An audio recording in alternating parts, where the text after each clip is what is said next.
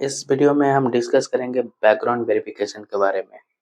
तो बहुत सारे सब्सक्राइबर मेरे से पूछे कि भाई बैकग्राउंड वेरिफिकेशन कैसे होता है, क्या प्रोसेस होता है? ठीक है। देखो, तुम जब फेक एक्सपीरियंस पे जॉब सर्च कर रहे होते हो, राइट? तो बहुत सारे लोग को पता होता है कि तुमको क्या-क्या डॉक्यूमेंट चाहिए और बहुत सारे लोगों को कुछ भी पता नहीं होता है। ठीक है? देखो, तुम एक्सपीरियंस में जा रहे हो यार, तुमको पता नहीं है कि सैलरी स्लिप क्या होता है, ये सब क्या होता है, तो ये बहुत बड़ा प्रॉब्लम है। ठीक है? उसके बारे में रीड करो, ठीक है? बहुत सारे मैं वीडियो ऑलरेडी बना चुका हूँ इस पे, फेक एक्सपीरियंस के बारे में, ठीक है? तो देखो, अब बैकग्राउंड वेरिफिकेशन में पहला चीज़ जब तुम इंटरव्यू स्टार्ट कर रहे हो और प्रिपरेशन कर रहे हो फेक एक्सपीरियंस पे, तो पहला चीज़ क्या है कि आपको प्रॉपर कंसल्टेंसी को पकड़ना पड़ेगा, ठीक है? अब देखो यार, बहुत सारे बंदा मेरे को ईमेल किए हैं कि आप एक अच्छा कंसल्टेंसी के बारे में बता सकते हो क्या? देखो, अब मेरे पास तो बहुत सारे लोग मतलब जो ऑलरेडी एक्सपीरियंस पे जॉब लिए हैं, ठीक है? उनसे मैं पूछ के आपको बता सकता हूँ, ठीक है? बहुत लोग का वेरिफिकेशन पास भी हुआ है, बहुत लोग का वेरिफिकेशन फेल भी हुआ है, ठीक है? तो यहाँ पे तुमको एकदम 100% पॉजिटिव नहीं चलना है कि भाई मेरा वेरिफिकेशन 100% पास ही हो जाएगा, ठीक है?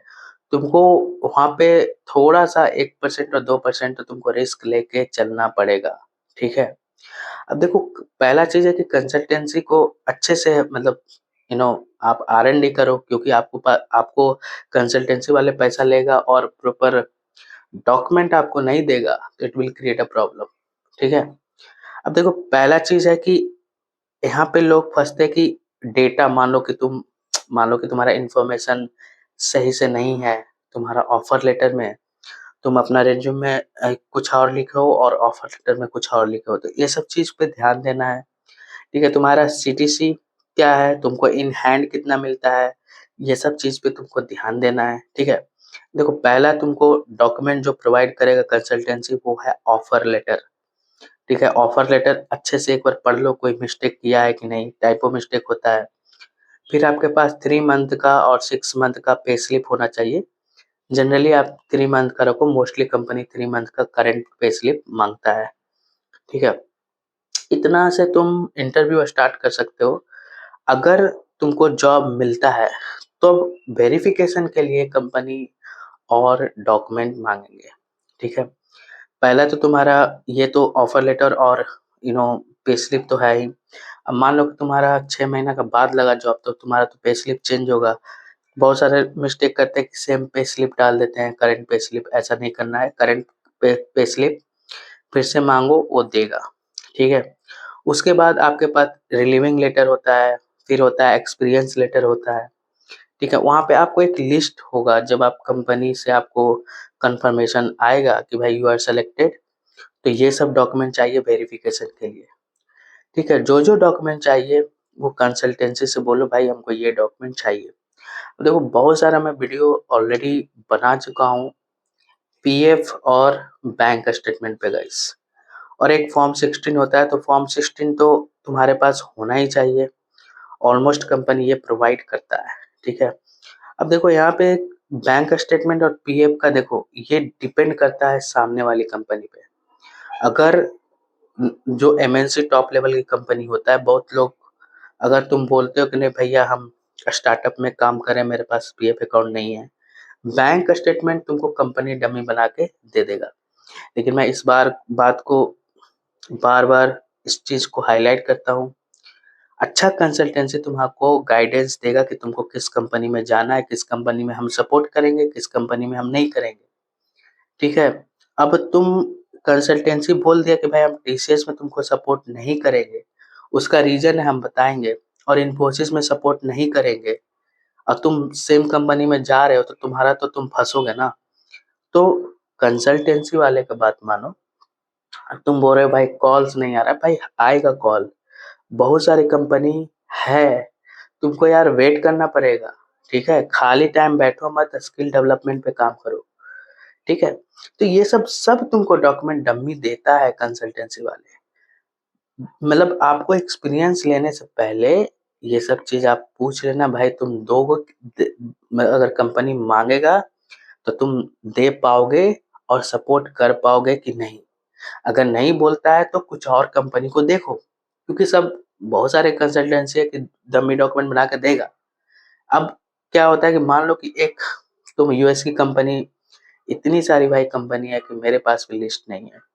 तो बहुत सारे कंपनी जो है ना उसका बैकग्राउंड वेरिफिकेशन बहुत स्ट्रांग होता है। अब तुम टीसीएस, इन्फोसिस और विप्रो ये सब क्या करता है ना, टीसीएस वाले तो आपके घर में भी जाते हैं वेरिफिकेशन करने के लिए, ठीक है, आपका होम टाउन भी जाते हैं, ठीक है। अब ये लोग क्या करता है कि ये लोग का अपना टीम होता है, टीसीएस का एक अलग ही टीम है, मतलब वो टीसीएस का ही एम्प्लॉय है, वही वो टीम का काम है सिर्फ बैकग्राउंड वेरिफिकेशन करना। तो आपका पूरा डॉक्यूमेंट, पूरा हिस्ट्री आपको डेप्थ में निकालेगा। लेकिन जो और सारी कंपनी है उसका थर्ड पार्टी होता है कि एक अच्छा वो थर्ड पार्टी से वेरिफिकेशन करवाता है। तो जो थर्ड पार्टी वाले होते हैं, ठीक है, उन लोग का टाई अप रहता है कंसल्टेंसी कंसल्टेंसी से टाई अप रहता है, ठीक है। तो क्या होता है कि तुम्हारा बैकग्राउंड वेरिफिकेशन वो लोग पास कर देता है, ठीक है। आपको समझ में आ रहा होगा कि चीजें इंटरनली हो क्या रहा है। अब मान लो तुम्हारा बैकग्राउंड वेरिफिकेशन पास हो गया, ठीक है, अब तुम काम ही नहीं कर पा रहे हो भाई, तब तो तुमको कंपनी निकालेगा ना। हाँ बताओ। तो देखो, लास्ट में तुम्हारा स्किल्स ही काम आएगा। ये सब प्रोसेस है, बस एक प्रोसेस है, ठीक है, और कुछ नहीं है।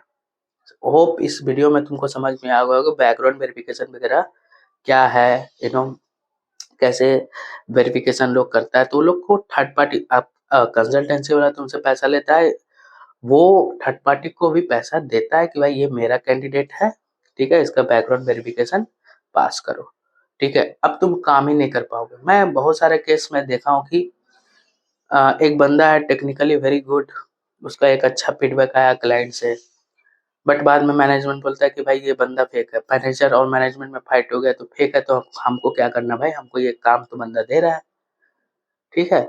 उसको पता है कि बंदा फेक है, लेकिन वो उस बंदा से कंपनी अच्छा खासा पैसा कमा रहा है, तो तुमको क्यों निकालेगा भाई। कंपनी को तो पैसा कमाना है, तुम कंपनी को डिलीवर करके दोगे टास्क, तो कोई नहीं बोलेगा। अब हाँ, बहुत सारे मैनेजमेंट एक्सेप्ट नहीं करते कि नहीं भाई फेक है तो इसको हटाओ, ठीक है। तो देखो लास्ट में मैं यही बोलना चाहता हूँ कि भाई यू शुड नॉट वरी, ठीक है। अगर कुछ मिस्टेक हो रहा है तो मैं एक ही बात को बार बार हाईलाइट करता हूँ, अपना टेक्निकल बहुत तगड़ा रखो, कहीं ना कहीं तुम सेटल हो जाओगे। चलो यार, नेक्स्ट वीडियो मिलते हैं, बाय बाय। अगर आपको करियर गाइडेंस चाहिए तो टॉपमेट पे आप ज्वाइन कर सकते हो 1-to-1 सेशन, आपको लिंक बायो में मिलेगा। नेक्स्ट वीडियो मिलते हैं, बाय बाय।